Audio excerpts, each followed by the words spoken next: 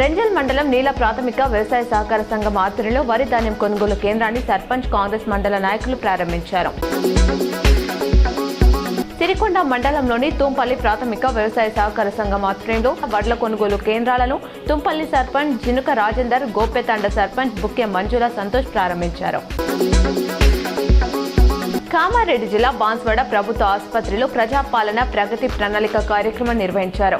ఈ కార్యక్రమంలో ఎమ్మెల్యే పోచారం శ్రీనివాస్ రెడ్డి పాల్గొన్నారు.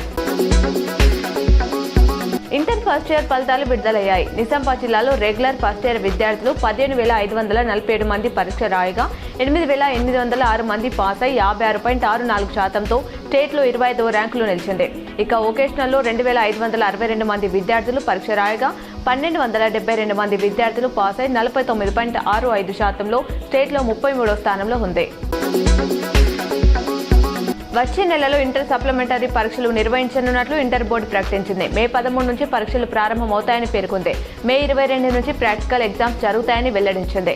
ఏప్రిల్ 13 నుంచి 20 వరకు సప్లిమెంటరీ పరీక్ష ఫీజు చెల్లించవచ్చని తెలిపింది.